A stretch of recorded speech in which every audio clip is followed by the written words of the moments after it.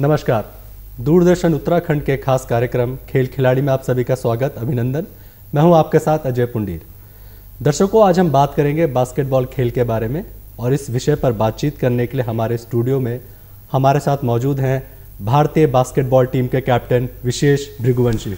विशेष, बहुत बहुत स्वागत है आपका हमारे इस कार्यक्रम में और हमारे स्टूडियो में आने के लिए। धन्यवाद आपका यहाँ बुलाने के लिए और आज खेल पर चर्चा करने के लिए। जी विशेष, सबसे पहले आप हमें अपने बारे में थोड़ा सा बताइए। आपकी शिक्षा दीक्षा, आरंभिक जीवन और बास्केटबॉल में आना कैसे हुआ?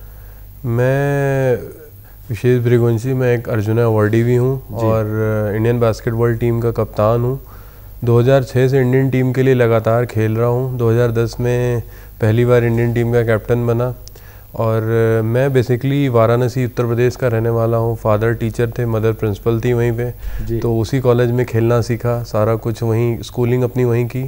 और 16.5 साल की उम्र में मैं वेस्टर्न रेलवे रतलाम में जॉब करने लग गया था। जैसे कि आपने बताया, आपने बहुत छोटी उम्र से बास्केटबॉल खेलना शुरू कर दिया था, तो बास्केटबॉल के प्रति आपकी एक खास रुचि किस कारण उत्पन्न हुई, या कोई आपका खास एक वजह थी कि मैं बास्केटबॉल ही खेल को चुना? बास्केटबॉल में मेरी ऐसी खास रुचि नहीं थी स्टार्टिंग के दौर में। मेरा जो बड़ा भाई है विभोर, वो अंडर 16 इंडियन बास्केटबॉल टीम के कोच भी हैं अभी। वो खेलने का शौक़ रखते थे और वो खेलते थे, और मैं जैसे बाकी बच्चे होते हैं बचपन में, कभी क्रिकेट खेल लिया, कभी फुटबॉल खेल लिया, तो उस टाइप का मेरा शौक़ था। बट हाँ, धीरे धीरे करके वो लेके गए बास्केटबॉल कोर्ट पे कि नहीं, तुम भी बास्केटबॉल खेलो, थोड़ा सा डिसिप्लिन्ड रहो, ये वो जो भी, मतलब 10 तरह की बातें घर वालों को बोलना। तो घर वालों को लगता था बड़ा भाई है, जहाँ भी ले जा रहा है ठीक है, इसके साथ रहेगा तो थोड़ा ठीक रहेगा। और फिर वहीं से मेरी रुचि बनी बास्केटबॉल खेल में, और फिर मैंने दूसरा कुछ खेला ही नहीं कभी। और फिर दूसरा खेल खेलने की ज़रूरत भी नहीं पड़ी? जब मैं पहली बार बास्केटबॉल खेलने गया था, मुझे आज भी याद है, गर्मियों की छुट्टियां चल रही थी जी, और 1 महीने बाद ही मैं पहली स्टेट चैम्पियनशिप भी खेल के आया था वाराणसी डिस्ट्रिक्ट की तरफ से। तो मतलब उसके बाद तो मेरे अंदर ऐसा हो गया था कि नहीं, बस यही खेलना है। और लोगों को देखता था खेलते हुए कि कोई इंडिया टीम की जर्सी पहन के खेलने आता है, कोई सीनियर खिलाड़ी या कोई, तो उनको देख के लगता था कि नहीं यार, ये सीनियर है, ये इंडियन टीम में खेलते हैं, हमें भी खेलना है। जी, जैसे कि आपने कहा कि इंडियन टीम के लिए खेलना, वो जर्सी पहनना, वो देश को रिप्रेजेंट करना, वो उससे बड़ा एक मोटिवेशन कुछ नहीं होता। बिल्कुल। इसके अलावा बास्केटबॉल की जो छोटी छोटी चीज़ें हैं, जैसे कि लंबे कद वाले इस खेल को ज़्यादा खेलते हैं, शॉर्ट हाइट या मीडियम हाइट वाले इस खेल में कम होते हैं, ऐसे कोई खास वजह इसको लेकर? देखिए, लंबे कद के खिलाड़ियों को थोड़ा सा बेनिफिट ज़रूर मिलता है इस खेल में, लेकिन ऐसा नहीं है कि छोटे कद के खिलाड़ी इस खेल को खेल नहीं सकते हैं। हमारे खेल को भी 5, आप कह सकते हैं ना कि एक डिपार्टमेंट जैसे 5 विभागों में बटा होता है, तो उसी तरीके से हमारे खेल में भी 5 पोजीशंस होती हैं। कि पॉइंट गार्ड, जो सबसे छोटी हाइट के खिलाड़ी होते हैं, मैक्सिमम वो पॉइंट गार्ड पे खेलते हैं, जिसको प्ले मेकर भी कहते हैं, जो पूरे गेम को कंट्रोल करते हैं, बॉल को खिलाते हैं कि सही डायरेक्शन में, सही मूव के साथ, सही सेट प्ले के साथ आप खेलिए। तो वो सारा काम हमारे प्ले मेकर का होता है, जो कि मैक्सिमम जो होते हैं वो छोटी हाइट के ही खिलाड़ी होते हैं। उसके अलावा गार्ड्स, फॉरवर्ड, सेंटर और पोस्ट, जो लंबे खिलाड़ी होते हैं वो पोस्ट पे खेलते हैं। जो रिंग के एरिया के आसपास खेलते हैं वो लंबे खिलाड़ियों का काम होता है। और जो मिड रेंज की हाइट के खिलाड़ी होते हैं वो आर्च के बाहर से खेलते हैं, जो दूर से शूटिंग वूटिंग करते हैं, जो कि मैं भी खेलता हूँ, फॉरवर्ड। जी, जैसे कि आपने बताया लंबे कद के खिलाड़ी फॉरवर्ड या अटैकिंग जिसे हम कहते हैं पॉइंट्स, इसके आधार पर और हमें बताइए कि किस तरह का कोर्ट होता है, क्या हाइट होती है, और बास्केटबॉल देखिए, हाफ रिंग, इस तरह की ये डिटेल। हाँ, बास्केटबॉल देखिए, सीमेंटेड कोर्ट पे ऑल वेदर कोर्ट, जिसको कि हम लोग सिंथेटिक कोर्ट भी बोलते हैं, जिसमें टेनिस भी खेला जाता है, आपने देखा होगा।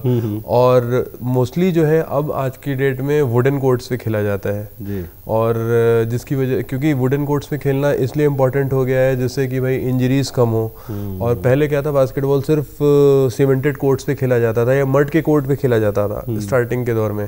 अभी क्या है कि ऑल वेदर कोर्ट्स आ गए हैं, जिसको हम सिंथेटिक कोर्ट बोलते हैं। उनमें भी शॉक ऑब्जेक्शन होता है, तो जब हम खेलते हैं, जंप करते हैं, तो वो भी हमारे नी और एंकल्स के लिए बहुत अच्छे होते हैं। तो ये एक नई नई टेक्निक्स आती जा रही हैं, जिससे खिलाड़ियों को कम इंजरीज हो और करियर लंबा हो। और उसके अलावा बास्केटबॉल 2 फॉर्मेट में खेला जाता है, 5x5 एंड 3x3। जिस तरीके से क्रिकेट होता है, वनडे, टेस्ट और T20 नया चला है, उसी तरीके से बास्केटबॉल भी 3x3 नया चला है, जो कि सिर्फ 10 मिनट का खेल होता है, या 10 मिनट का खेल या सिर्फ 21 पॉइंट, जो पहले पूरा हो जाए गेम खत्म। और सिर्फ 3 खिलाड़ी गेम के अंदर खेलते हैं और हाफ कोर्ट के अंदर खेला जाता है वो। जी, तो जैसे कि आपने कोर्ट बताया हाफ कोर्ट, और फुल कोर्ट का क्या डायमेंशन है और हाइट क्या रहती है बास्केट की?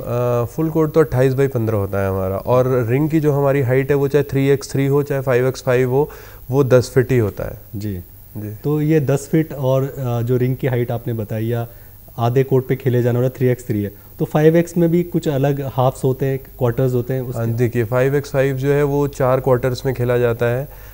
10-10 मिनट के 4 क्वार्टर होते हैं। हर क्वार्टर के बीच में 2 मिनट का गैप मिलता है, ब्रेक मिलता है, और 2 क्वार्टर के बाद एक हाफ टाइम मिलता है जहाँ पे 10 मिनट का ब्रेक मिलता है। उसके अलावा फिर वही सेम 2 क्वार्टर 2 मिनट के गैप में। और 3x3 में कोई क्वार्टर नहीं है, सिर्फ एक 10 मिनट का गेम है, या फिर आप 21 पॉइंट स्कोर कर दीजिए। जी, और पॉइंट सिस्टम कैसे जनरेट होता है, मतलब किस तरीके से आपको पॉइंट दिए जाते हैं? पॉइंट सिस्टम का तरीका उसमें ये है कि एक हमारे यहाँ आर्च बना होता है, उस आर्च के बाहर से अगर आप स्कोर करेंगे तो आपको 3 पॉइंट मिलेंगे, जिसे 3 पॉइंटर भी, जी, जिसे 3 पॉइंटर भी कहा जाता है। उसके अंदर आप कहीं से भी स्कोर करेंगे तो आपको 2 पॉइंट मिलेंगे। 2 पॉइंट। और अगर आपके ऊपर शूटिंग के वक्त, एक्ट के वक्त फाउल हो जाता है तो आपको जो जैसे फुटबॉल में पेनल्टी बोला जाता है या क्रिकेट में फ्री हिट बोला जाता है, उसी तरीके से हमारे यहाँ वो मिलता है, फ्री थ्रो मिलते हैं। तो हमारे यहाँ एक हाफ कोर्ट के अंदर एक लाइन होती है रिंग के पास, उस लाइन से आपको शॉट मारने का मौका मिलता है, और 2 बार मिलेगा मौका,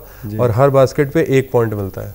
जी, तो आपने जैसे फाउल के बारे में बताया, और भी कई तरह के रूल्स रेगुलेशंस होंगे जिसके कंडक्ट किया जाता है इस गेम को, उसके बारे में थोड़ा मैं डिटेल में बताइए। हमारे पर्सनल फाउल होते हैं, हर एक प्लेयर के पास 5 पर्सनल फाउल होते हैं। अगर आप मतलब गेम के अंदर 40 मिनट में 5 फाउल कर सकते हैं। 5 फाउल के बाद आपको गेम से बाहर जाना पड़ेगा। 2 टेक्निकल फाउल होने पे आप बाहर हो जाएंगे, अनस्पोर्ट्समैन पे भी आप बाहर हो जाएंगे। तो कई तरह के फाउल हैं, और कई तरह की नई नई डेली चीज़ें भी आती जा रही हैं। जी, जैसे कि आपने शुरू में बताया था कि 5 प्लेयर्स हमारे इस गेम में होते हैं, जो कि एक फंडामेंटली शुरू से इसमें खेला जा रहा है। जो इसकी पोजीशंस है वो किस आधार पर निर्धारित की जाती है, या उनकी कुछ स्पेशलाइजेशन? जैसे आपने बताया मीडियम हाइट वाले थोड़ा सा डिफेंसिव या प्ले मेकर होता है, ऐसा क्यों? ऐसा कोई ज़रूरी नहीं होता है कि मीडियम हाइट वाले फॉरवर्ड या गार्ड ही खेलते हैं। लेकिन एक ये चीज़ें मानी जाती हैं कि जो लंबा कद का खिलाड़ी होगा वो उतना फास्ट नहीं होगा जो मीडियम कद का खिलाड़ी हो सकता है। आप आज जैसे मैं 6'4" का खिलाड़ी हूँ, मैं जितनी तेज़ भागूंगा वो 6'10" की हाइट का आदमी उतनी तेज़ नहीं भाग सकता, या उतना फास्ट नहीं हो सकता, इतना क्विक नहीं हो सकता। तो इसलिए जो है कि हम लोग बाहर से खेलते हैं ताकि हम अटैक कर सकें, और लंबे कद का खिलाड़ी उसको रिंग के पास एडवांटेज मिल सकता है। तो इसलिए वो जो हमारी बास्केटबॉल की रिंग होती है उसके पास में खेलते हैं, ताकि बॉल लेके अगल बगल तुरंत घूम के बॉल अंदर कर सके, बास्केट कर सकें। जी, जैसे कि आपने NBL भी खेला है, ऑस्ट्रेलियन लीग में खेलने वाले आप पहले खिलाड़ी हैं भारत से, तो उस तरह के एक्सपीरियंस में आपको क्या फ़र्क नज़र आता है कि इंडियन बास्केटबॉल या ओवरसीज़ जो बास्केटबॉल खेला जाता है, उसके बारे में हमें बताएं। मैं NBL ऑस्ट्रेलिया में ड्राफ्ट होने वाला पहला प्लेयर था। जी, मैं NBL में खेला नहीं, उस टाइम पे मुझे नी इंजरी हो गई, तो मैं NBL खेल नहीं पाया। किस्मत ऐसी थी कि जस्ट शुरू होने से पहले इंजरी हुई, तो NBL ऑस्ट्रेलिया में मैं नहीं खेला। उसके अलावा मैंने मालदीव्स की बास्केटबॉल लीग खेली है, और प्रोफेशनल लीग का जो एक महत्व है प्लेयर्स की लाइफ में बहुत ज़्यादा है। देखिए आप कुछ भी कहिए, आज की डेट में इंडिया में IPL हो रहे हैं, तो IPL से हमारे पास कितने नए खिलाड़ी आ गए हैं इंडिया में। आप आज IPL देखते हैं तो आपको हर दूसरे मैच में एक नया इंडियन प्लेयर मिलता है जो कि बहुत अच्छा परफॉर्म कर रहा होता है। आप सोचते हैं कि अरे ये भी खेलने वाला खिलाड़ी तो अच्छा है यार, इसको पता नहीं कब मौका मिले ना मिले। तो ये लीग का एक बहुत बड़ा फ़र्क होता है, क्योंकि आप जब कोई एक प्रोफेशनल लीग अपनी कंट्री में कराते हैं तो खिलाड़ी उसके लिए पेड होता है, ठीक है, उनके स्लैब हो जाते हैं। चलिए मान लीजिए एक खिलाड़ी को मान लिया हमने 10,000, 20,000, 30,000 हम खिलाड़ियों को देते हैं, तो आज जो 10,000 पाने वाला खिलाड़ी है वो कोशिश करेगा कि नेक्स्ट सीजन में मुझे 20,000 रुपये मिले या 30,000 मिले, तो उसके लिए वो मेहनत करेगा और अच्छा परफॉर्म करेगा। तो ये चीज़ें जो है वो प्रोफेशनल लीग के वजह से ही आती हैं, और इसलिए प्रोफेशनल लीग जो है बहुत इंपॉर्टेंट चीज़ है, और हर कंट्री में होनी चाहिए, हर गेम में होनी चाहिए। और दूसरी चीज़ ये है कि प्रोफेशनल लीग आने के बाद खिलाड़ियों का परफॉर्मेंस में बहुत इफ़ेक्ट पड़ता है, बहुत मतलब बेनिफिट होता है। इफ़ेक्ट से मेरा कहना है बेनिफिट का, मतलब लोगों की इन्हेंस होती है परफॉर्मेंस। तो आपने जैसे कहा कि मैचेस जितने होंगे या लीग जितनी होंगी, जितने खिलाड़ियों को प्रैक्टिस मिलेगी और वो प्लेटफॉर्म, वो स्टेज मिलता है, तभी आपकी रैंकिंग है या वर्ल्ड चैंपियनशिप में जो आपकी परफॉर्मेंस है वो इंक्रीज़ होगी। जैसा कि एग्जांपल अमेरिका में देखते हैं जो NBA इतना फेमस है, या यूरोप में भी थोड़ा बहुत कहीं खेला जाता है, या साउथ अमेरिका में भी। तो भारत में इसके लिए आपको आगे क्या दिखता है, क्या फ्यूचर में आपको क्या लगता है, किस तरह की योजनाएं चलाई जा रही हैं एसोसिएशन द्वारा, डिपार्टमेंट द्वारा? हमारी अभी बास्केटबॉल फेडरेशन ऑफ इंडिया जो है, मिस्टर आदव अर्जुन हमारे प्रेसिडेंट हैं, जो अभी मतलब 2 महीने पहले ही इलेक्शन के बाद बने हैं। उनका विज़न बहुत ही क्लियर है। अभी पीछे मेरी मुलाकात हुई थी उनसे, हम लोग ओलंपिक्स का प्री क्वालिफायर खेलने जा रहे थे। उस समय वो आए थे मिलने, तो बातें कर रहे थे। भाई एक मतलब डायनेमिक है, 35 मैक्सिमम 40 साल उम्र होगी, यंग है, तो वो खिलाड़ियों से मतलब मिलना जुलना, हमारे साथ आके खेलना, ये भी करते हैं वो। तो उन्होंने एकदम साफ कहा था कि देखो, प्रोफेशनल लीग मैं नहीं चाहता कि मैं कोई ऐसी लीग कराऊं जहां हमारे खिलाड़ियों को कुछ ना मिले, बस मैच खेलें, उनको किट मिल गई और 500, 1000, 10,000 रुपये मिल गए और वो चले गए। मैं चाहता हूँ कि हमारा खिलाड़ी भी बिके, उसको पैसा अच्छा मिले, उसको लोग अहमियत दें, 4 लोग के बीच में उस लोगों को पता चले भारत में कि बास्केटबॉल खेल भी खेला जाता है और ये खिलाड़ी हैं।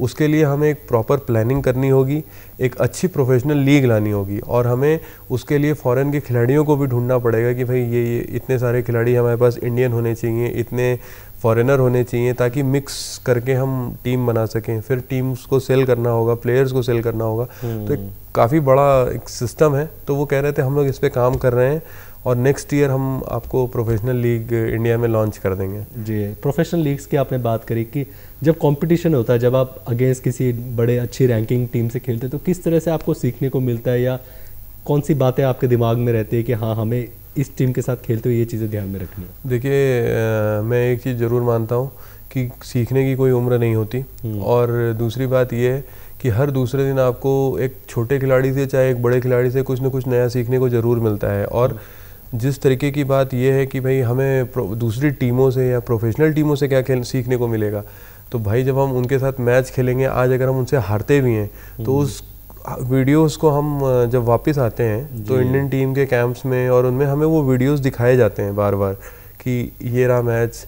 फिर उनके छोटे छोटे वीडियोस बनाए जाते हैं कि देखो डिफेंसिवली हम इन चीज़ों पे लैग कर रहे थे, उनको फिर हमें ग्राउंड में प्रैक्टिस कराया जाता है। ऑफेंसिवली हमने ये ख़राब किया, वो उन चीज़ों की प्रैक्टिस कराई जाती है। जो अच्छा किया उनको और थोड़ा सा इन्हांस करके और इलेबरेट करके हमें बताया जाता है कि और क्या बेटर किया जा सकता है। तो मतलब एक ये पूरा प्रॉपर प्रोसेस है, हर एक मैच का वीडियोस देखना और गलतियों से सीखना, या जिनसे जीत गए उन मैचेस को देख के ये पता करना कि भाई इसमें क्या बहुत अच्छा किया है, ताकि उस चीज़ को हम कंटिन्यू कर सकें। तो हमारी टीम है और हमारे पास वीडियो एनालाइज वो भी हैं, बनाने वाले, वीडियो बनाने वाले, एनालाइज करने वाले।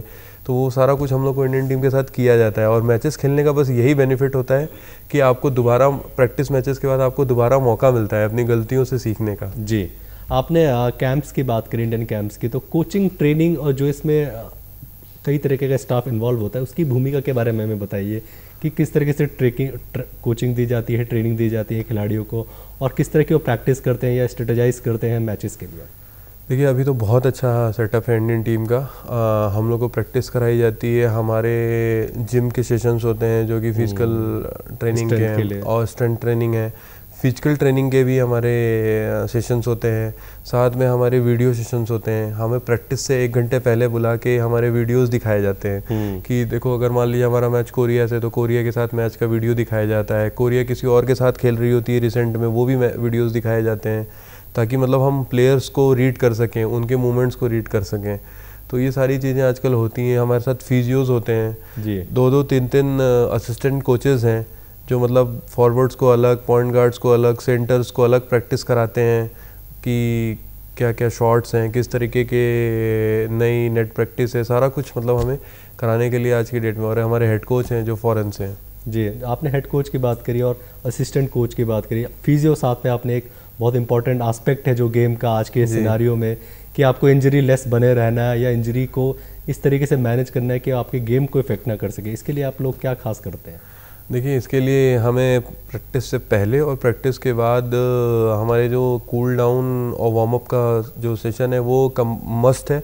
हर प्लेयर को करना ही करना है। और जिस दिन हर 2 दिन बाद हमारी कंडीशनिंग होती है उस दिन पे हमें आइस बाथ भी दिया जाता है ताकि बॉडी रिलैक्स हो जाए। उस दिन इवनिंग का रेस्ट होता है, हर 5 सेशन के बाद हमें एक रेस्ट मिलता है। तो वो 5वां सेशन हमारा स्ट्रेंथ ट्रेनिंग और फिजिकल फिटनेस का होता है ताकि उसके बाद आइस बाथ लेके आप जाओ, अपना रेस्ट करो, बॉडी भी रिलैक्स हो, नेक्स्ट डे मॉर्निंग में आप आओ तो प्रॉपर वापस रेडी रहो 100%। जी, तो ये सारी चीज़ें हैं। जी, आपने एक रेस्ट की बात करी इसमें कि तो रेस्ट कितना ज़रूरी है हर गेम के बीच में, ट्रेनिंग सेशन के बीच में, और इन बातों का ध्यान कैसे रखा जाता है कि आपने 2 दिन मैचेस खेले या सुबह शाम खेला तो नेक्स्ट डे ऑफ लेना है, फिर उसके ऑल्टरनेट डेज में ये तरह कुछ? देखिए, रेस्ट जो है एक खिलाड़ी के लिए बहुत ज़रूरी पॉइंट होता है। बिकॉज अगर आप रेस्ट नहीं लेते हैं, बॉडी आपकी टायर्ड है, आप रेस्ट नहीं लेंगे तो बॉडी इंजर्ड हो जाएगी, कोई ना कोई इंजरी होगी आपको, और वो एक लंबा रेस्ट हो जाता है। तो इसलिए आपको आज की डेट में खिलाड़ियों को ये रेस्ट कोई लेना नहीं चाहता। आज की बिल्कुल नहीं लेना चाहेगा। इंजरी कौन चाहता है? क्योंकि मुझे तो 2 बार इंजरी हुई, और मैं जो वो मतलब एक फेस होता है ना, आप रिहैब में चले जाते हैं और रिहैब के टाइम पे आप दूसरों को खेलते हुए देखते हैं और सोचते हैं कि यार नहीं होता तो मैं भी खेल रहा होता, हाँ, कि मैं मतलब इनसे बेटर कर सकता हूँ, मैं हो सकता था, मैं होता, ये होता, वो होता, 10 तरह की चीज़ें दिमाग में चलती हैं। तो मैं बस यही कहना चाहता हूँ, आज की डेट में हर खिलाड़ी को ये समझना चाहिए कि आपकी बॉडी को कब ज़रूरत है, कब रेस्ट की ज़रूरत है। ऐसा नहीं है कि इंडियन टीम के कैंप्स में या हमारे डिपार्टमेंट में या कहीं पे भी स्टेट के कैंप्स में अगर हम रेस्ट मांगते हैं तो मना किया जाता है। उनको भी पता चल जाता है कि हाँ भाई, अगर अच्छी मेहनत कर रहा है कोर्ट पे और भाई आज इसकी बॉडी अलाउ नहीं कर रही, वो खुद भी बोलते हैं कि हाँ रेस्ट ले लो, फिजियो से मिलो, फिजियो के साथ अपना स्ट्रेच कर लो, रिहैब कर लो, ताकि अगले सेशन में अच्छा 100% एफर्ट दे पाओ। जी, जैसे कि हम आजकल देखते हैं कि हर गेम में साइंस बहुत इन्वॉल्व हो गया है और टेक्नोलॉजी का एक बहुत व्यापक स्तर पर यूज़ किया जा रहा है, तो इसके लेवल पे आप क्या देखते हैं? बास्केटबॉल में साइंस और टेक्नोलॉजी का क्या रोल है इस समय? देखिए, आज की डेट में टेक्नोलॉजीज़ बहुत सारी आ गई हैं और बास्केटबॉल में नई नई टेक्नोलॉजीज़ आ रही हैं। जैसे आज की डेट में हमें प्रैक्टिस करने के लिए, अगर मैं शूटर हूँ, मुझे आज अगर ग्राउंड पे जाके बॉल फेंकनी है, मैं बॉल फेंकूंगा, फिर खुद जाऊंगा, बॉल पकड़ के लाऊंगा, फिर फेंकूंगा, फिर पकड़ के लाऊंगा। ये एक मैनुअल तरीका है और इसमें थकान कितनी होगी, मैं खुद ही फेंक रहा हूँ, खुद ही बॉल पकड़ रहा हूँ, फिर वापस आ रहा हूँ, फिर फेंक रहा हूँ, फिर पकड़ रहा हूँ। तो आजकल क्या है, नई नई शूटिंग मशीन्स आ गई हैं।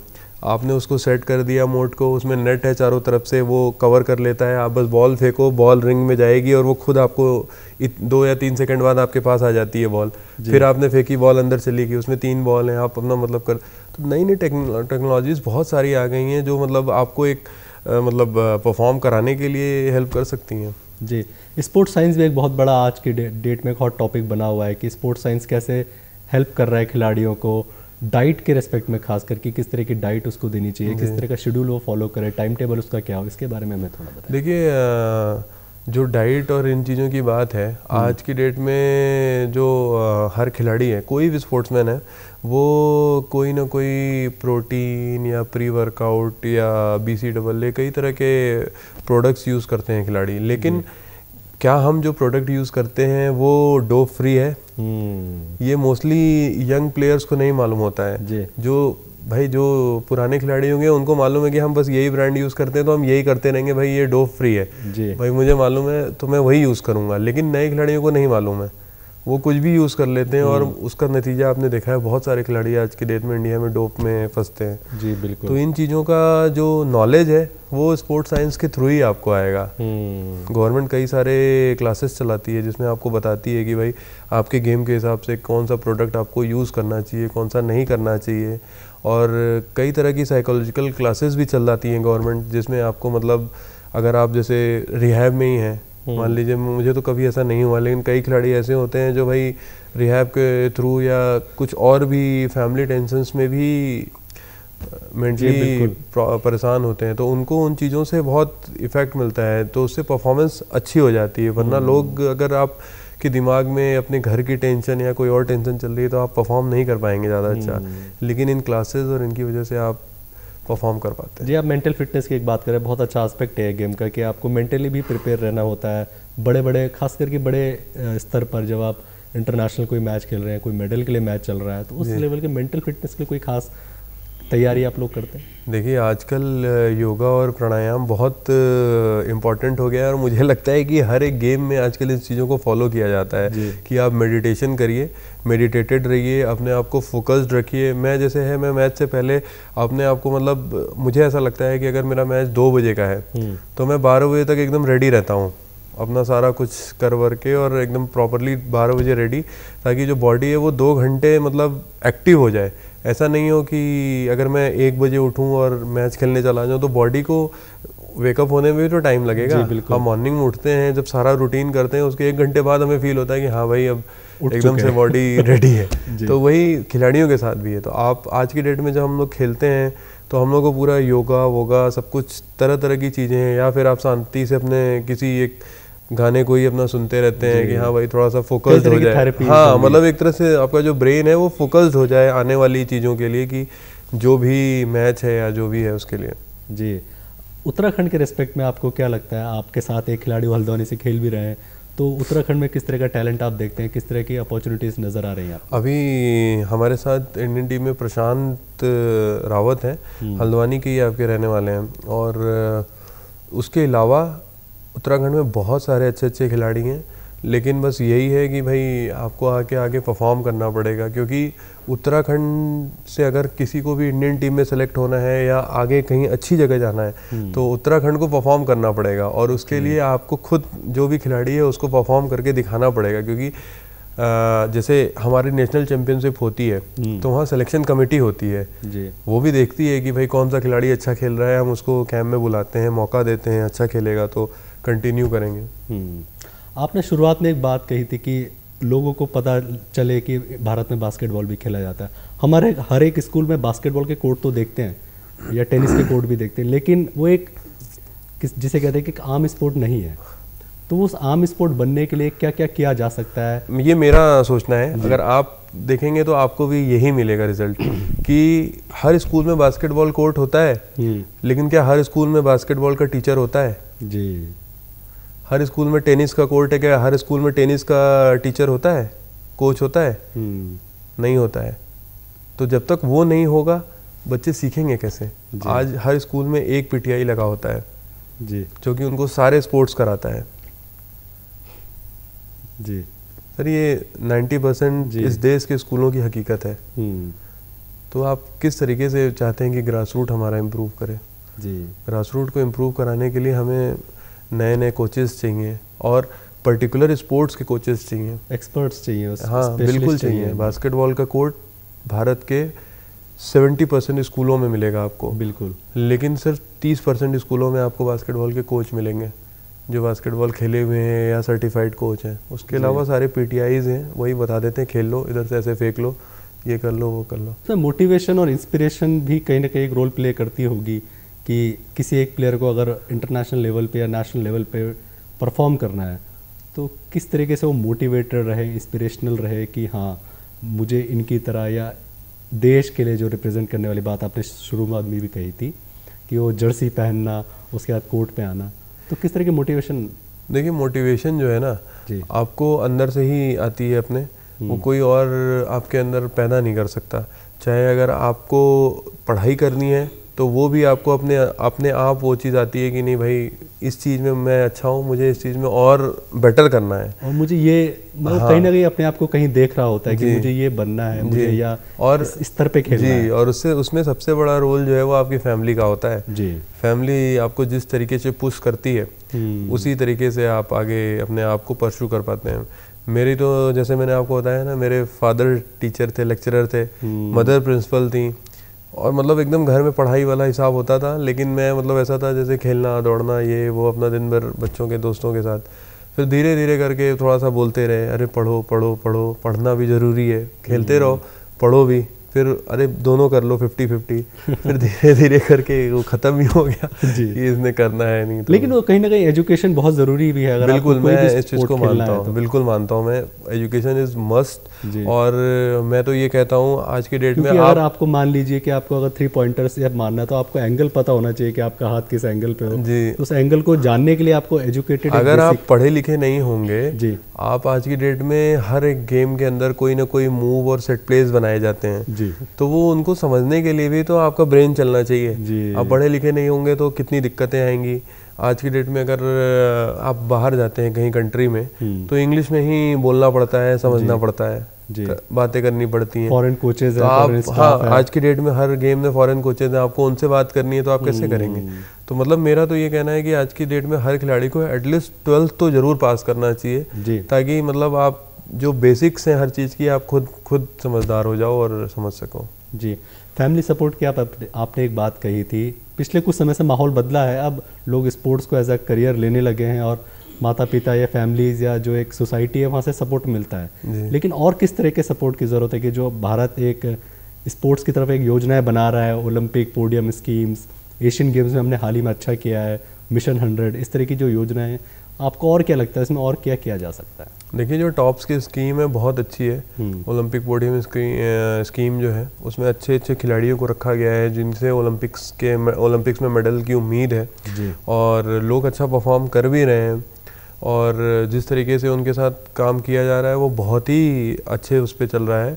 और मेरे हिसाब से हमारे देश में जितना खेल के लिए आज की डेट में किया जा रहा है बहुत अच्छे उस पर काम हो रहा है और ऐसे ही कंटिन्यू रहेगा तो ज़्यादा दूर नहीं है कि ओलंपिक्स में भी हम डबल डिजिट में आना शुरू कर दें जल्दी मेडल्स के उसमें।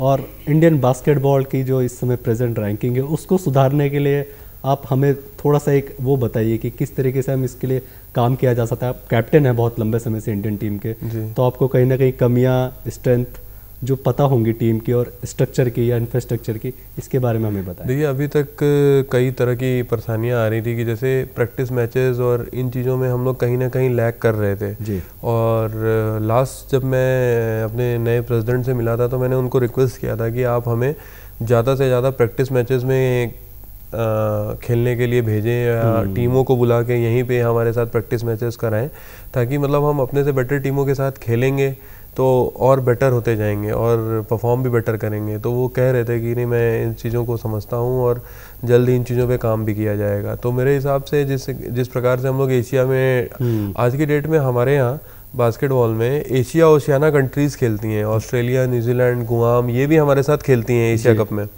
तो उनके साथ भी जिसमें कि ऑस्ट्रेलिया और न्यूजीलैंड ऐसी टीम है जो ओलंपिक्स भी खेलती हैं जी। तो एशिया में मतलब आप समझ लीजिए कि 16 ही टीमें होती हैं, टॉप 16 होती हैं, जिसमें से 14 टीमें बचती हैं सिर्फ एशिया की, जिनमें इंडिया भी एक टीम है। लास्ट हमारी रैंकिंग अभी 12th है एशिया में और अभी नेक्स्ट ईयर से हमारे एशिया कप के क्वालिफायर्स फिर शुरू हो जाएंगे जो 2 साल चलते हैं। तो मेरी तो मतलब बहुत अच्छी ये वो है कि जिस तरीके से अभी चीज़ें हैं और हम लोग प्रिपेयर करना चाह रहे हैं, अगर अच्छे से कर लिया तो इस साल हम लोग टॉप 8 में ज़रूर खेलेंगे।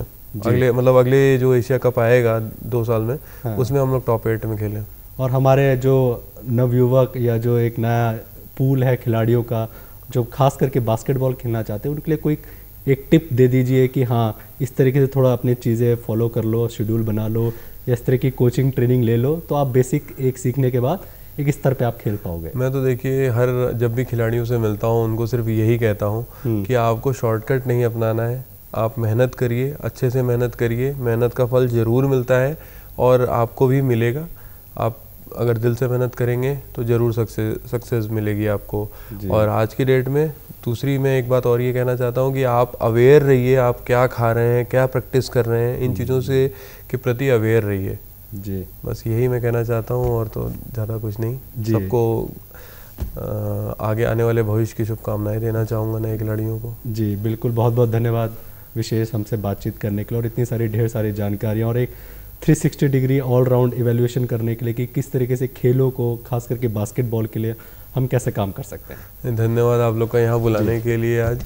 इसी के साथ आज का कार्यक्रम यही समाप्त होता है। अगले अंक में आपसे फिर मिलेंगे किसी नए विषय के साथ, तब तक के लिए नमस्कार।